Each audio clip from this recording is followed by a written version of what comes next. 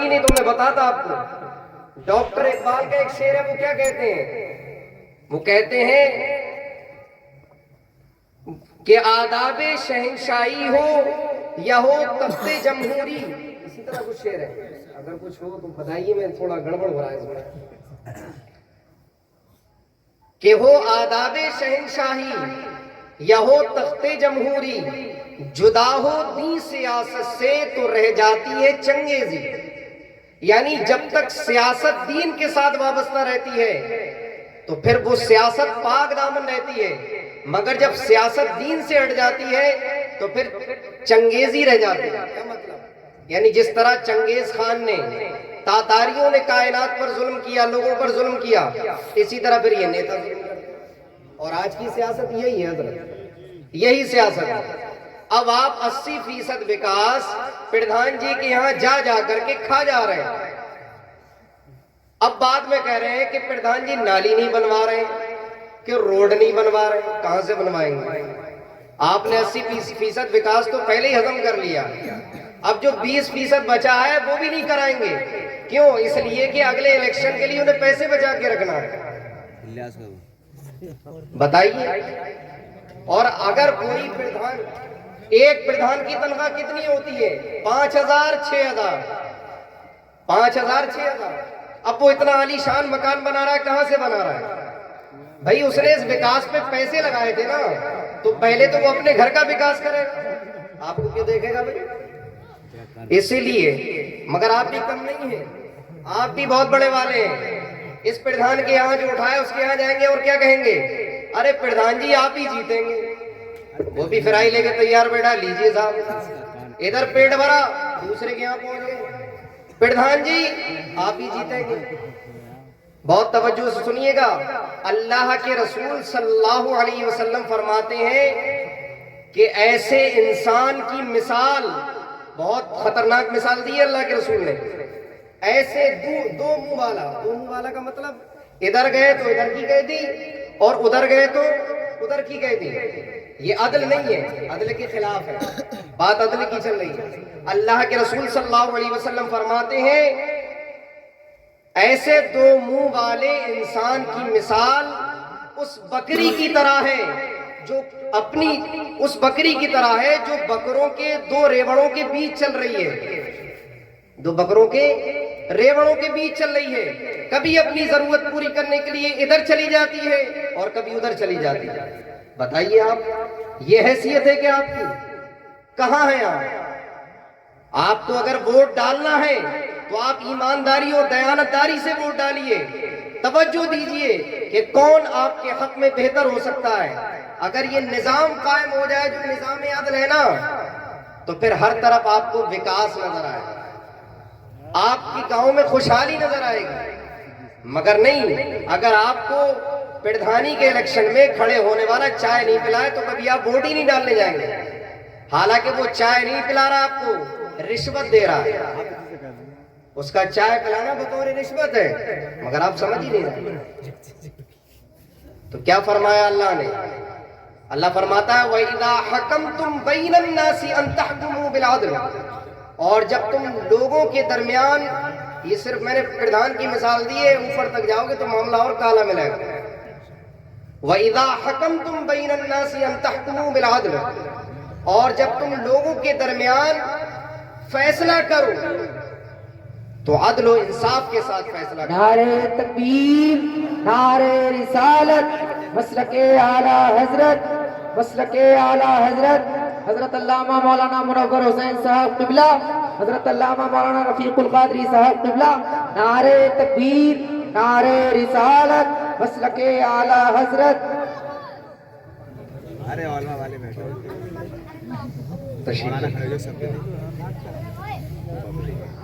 درود پاک پڑھیں. اللہم صلی وسلم وزد وبارک علیہ صلاۃ تبقى وتدوم بدوام الملک الحی القیوم. توجہ ہے آپ حضرات کی؟ ہاں, صرف ہنسنے کی باتیں نہیں ہیں, رونے کی باتیں ہیں. اور یہ پانی والے آنسو نہیں, خون کے آنسو رونے کی بات ہے. کبھی توجہ نہیں کرتے ہم اس طرح. اللہ نے فرمایا وَإِذَا حَكَمْتُمْ بَيْنَ النَّاسِ أَن تَحْكُمُوا بِالْعَدْلِ، اور جب تم لوگوں کے درمیان فیصلہ کرو تو انصاف کے ساتھ کرو۔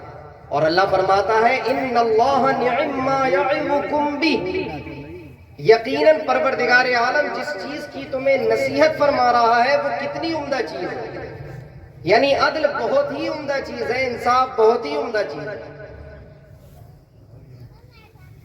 کیسا انصاف؟ قاضی شرح کا دربار لگا ہوا ہے، حضرت مولا کائنات رضی اللہ تعالیٰ عنہ امیر المومنین ہیں، پوری سلطنت اسلامیہ کے خلیفہ ہیں۔ وہ جاتے ہیں ایک یہودی کے پاس، انہوں نے اپنی ایک زرہ دیکھی جو جنگ میں استعمال کی جاتی ہے۔ زرہ جو ہوتی ہے وہ پہنی جاتی ہے کہ جب تلوار کا وار ہوتا ہے تو اسٹارٹنگ کے کچھ بار اس پر زیادہ اثر انداز نہیں ہوتے ہیں، یعنی کافی حد تک جسم کو وہ محفوظ رکھتی ہے۔ لوہے کی زرہ ہوتی ہے اور ایک ڈھال ہوتی ہے، دیکھا ہوگا آپ نے، اور جو سر پر پہنا جاتا ہے اسے کھود کہتے ہیں۔ تو جو زرہ تھی حضرت علی رضی اللہ تعالیٰ عنہ کی، وہ آپ نے ایک یہودی کے پاس دیکھی، پہچان لیا۔ آپ نے جو امیر المومنین ہیں، خلیفہ وقت ہیں، آپ نے قاضی شرح کے دربار میں جا کر کے کہا اس یہودی کو لے جا کر کہ اس یہودی کے پاس جو زرہ ہے وہ میری ہے۔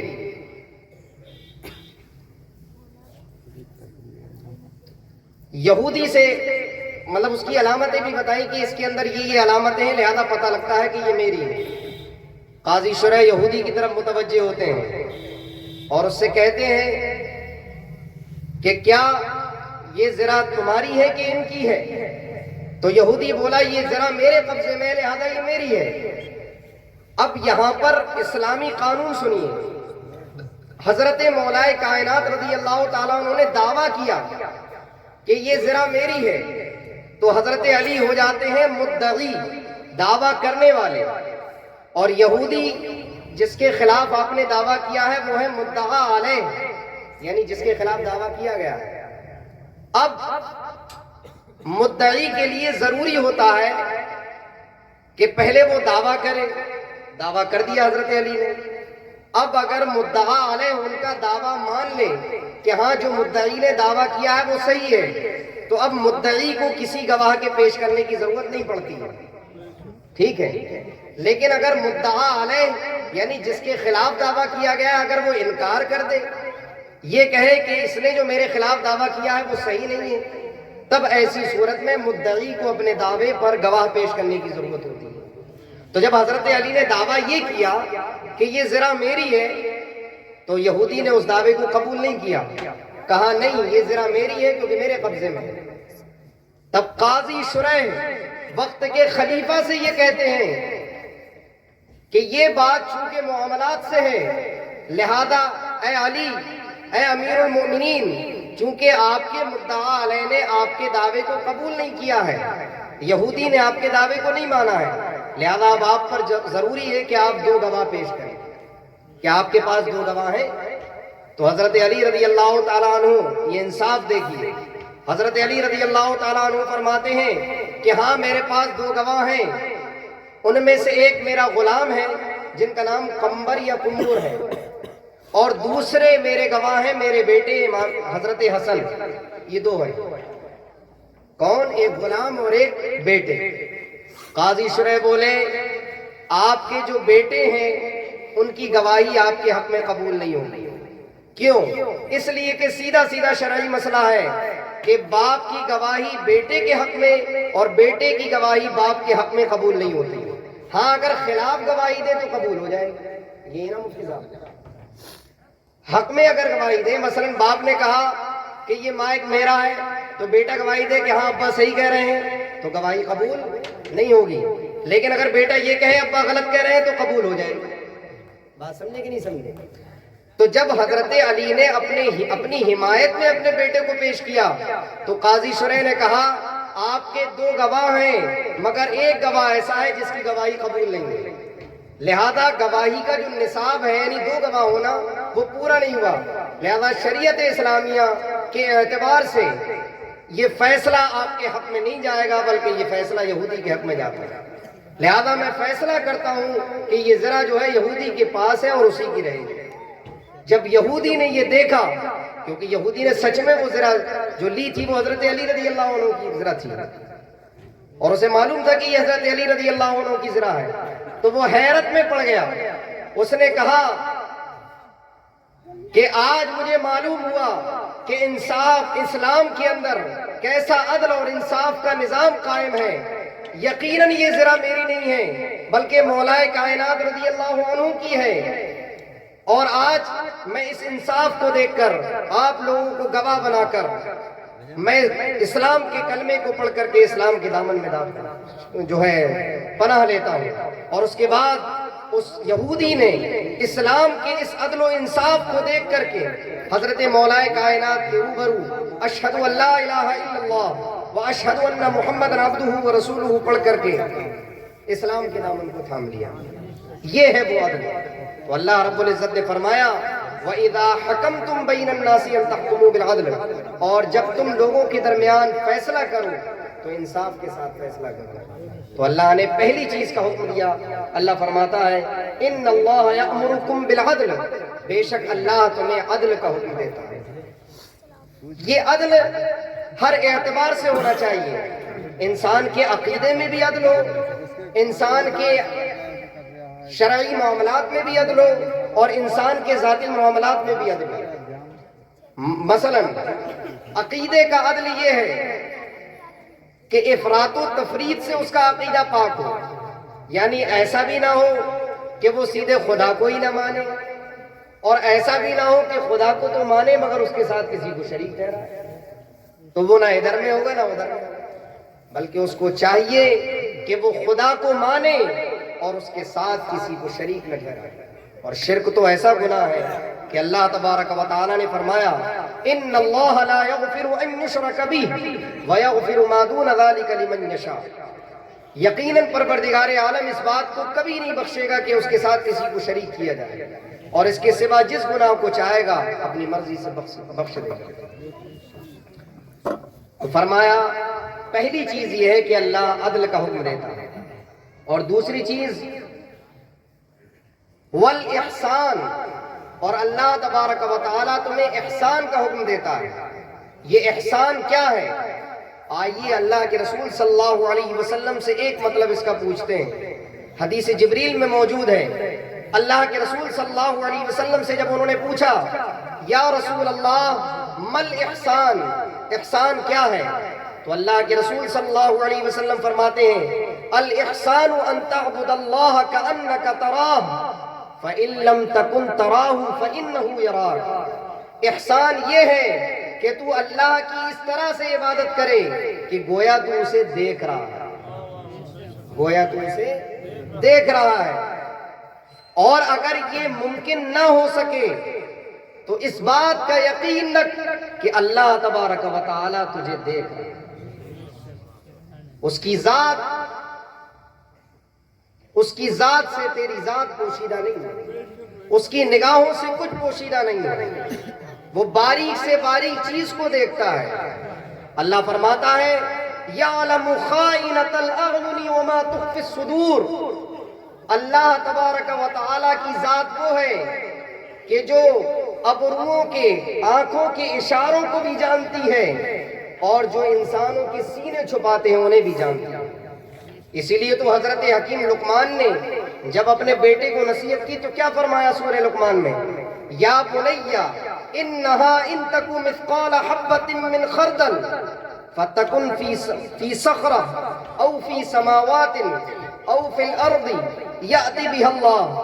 اللہ فرماتا ہے، یعنی حضرت حکیم لقمان اپنے بیٹے کو نصیحت فرماتے ہیں، اے بیٹے یاد رکھنا کہ اگر تیری کوئی اچھائی یا برائی کہیں بھی ہو، چاہے وہ چٹان کے اندر ہو، آسمانوں میں ہو، زمین میں ہو، تو پروردگار عالم کل بروز حشر اس کو حاضر فرما دے گا۔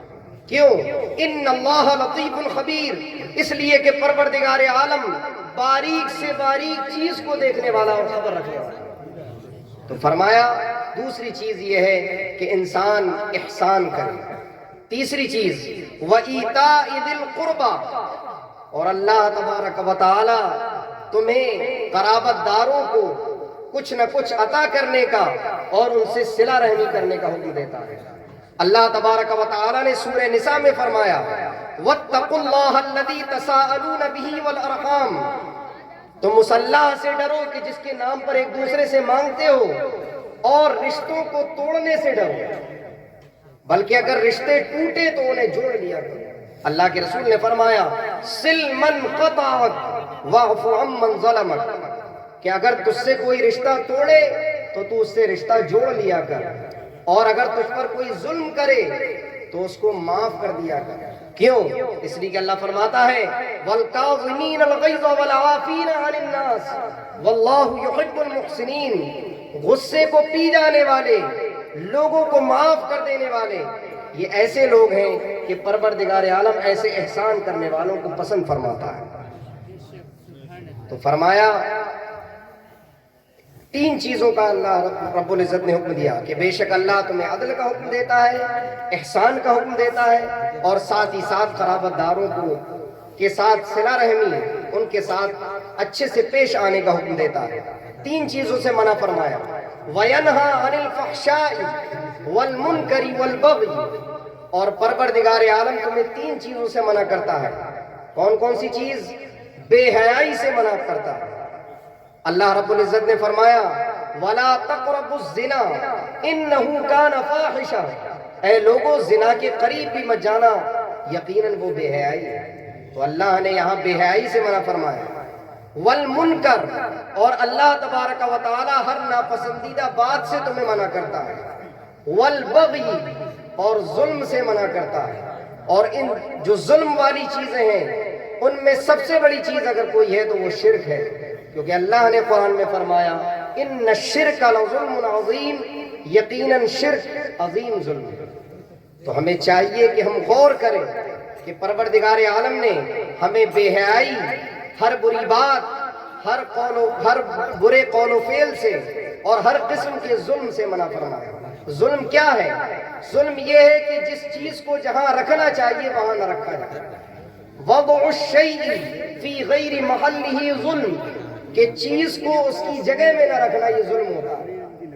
یعنی مثلا نماز کو اس کے وقت میں ادا کرنا چاہیے، اگر انسان نماز کو اس کے وقت میں ادا نہیں کرتا، جان بوجھ کر کے قضا کرتا ہے، کبھی اکٹھی کر کے پڑھ لی، کبھی پڑھی ہی نہیں، تو یہ ظلم ہو جائے. اور اللہ تبارک و تعالیٰ قرآن کریم میں فرماتا ہے فَوَيْلٌ لِّلْمُصَلِّينَ الَّذِينَ هُمْ عَنْ صَلَاتِهِمْ سَاهُونَ، ویل ہے ان نمازیوں کے لیے کہ جو اپنی نمازوں کو تاخیر کے ساتھ پڑھتے ہیں. اور جو پڑھتے ہی نہیں ہیں ان کا کیا معاملہ ہے؟ تو اللہ فرماتا ہے قرآن کریم میں سورہ مریم کے اندر فَخَلَفَ مِن بَعْدِهِمْ خَلْفٌ أَضَاعُوا الصَّلَاةَ وَاتَّبَعُوا الشَّهَوَاتِ فَسَوْفَ يَلْقَوْنَ غَيًّا. اس آیت کریمہ کو بیان کر کے میں اپنی بات ختم کر دوں. اللہ فرماتا ہے کہ بعد میں کچھ ایسے کٹ بگڑے لوگ آئے، کچھ ایسے ناخلف آئے کہ جنہوں نے اپنی خواہشوں کی پیروی کی اور نمازوں کو برباد کیا، ضائع کیا. ان کا کیا ہوگا؟ تو فرمایا فَسَوْفَ يَلْقَوْنَ غَيًّا، ان قریب وہ جہنم کی ایک وادی ہے جس کا نام غی ہے، اس میں ڈالے جائیں گے. یہ وادی اتنی خطرناک ہے، اس کے حوالے سے حضور صدر الشریعہ فرماتے ہیں کہ جو غی نام کی وادی ہے جہنم کی، اس کے اندر ایک کنواں ہے جس کو ہب ہب کہا جاتا ہے. کیا کہا جاتا ہے؟ Hub hub. آپ جانتے ہیں اس کے اندر کتنی حدت اور کتنی جو ہے تیز آگ ہے. فرمایا گیا کہ جب جہنم کی آگ ٹھنڈی پڑنے لگتی ہے، سرد پڑنے لگتی ہے، تو اس وقت اس کنویں کو کھول دیا جاتا ہے. تو جب اس کنویں کو کھولا جاتا ہے تو جہنم کی آگ پھر ویسے ہی تیز و ترار ہو جاتی ہے. اس کنویں کے اندر ایسے بے نمازیوں کو ڈالا جائے گا، اس کنویں کے اندر زانیوں کو ڈالا جائے گا، اس کنویں کے اندر ماں باپ کے نافرمان کو ڈالا جائے گا، اس کنویں کے اندر سود خور کو ڈالا جائے گا. لہذا ہمیں چاہیے کہ ہمیشہ اپنے آپ کو بے حیائی، ہر بری بات اور ظلم سے دور رکھیں. اپنے آپ کے بھی حقوق سمجھیں دوسروں کے بھی حقوق سمجھیں اور صحیح معنی میں انہیں ادا کرنے کی کوشش کریں. اللہ رب العزت سے دعا ہے کہ میرے بولنے میں جو لغزش ہوئی ہو پروردگار عالم اسے اپنے فضل و کرم سے معاف فرمائے. استغفار کر لیجئے. استغفر اللہ ربی من کل ذنب و اتوب الیہ. کلمہ شریف پڑھ لیجئے. لا الہ الا اللہ محمد رسول اللہ صلی اللہ علیہ وسلم. وآخر دعوانا الحمدللہ رب العالمین. السلام علیکم ورحمۃ اللہ.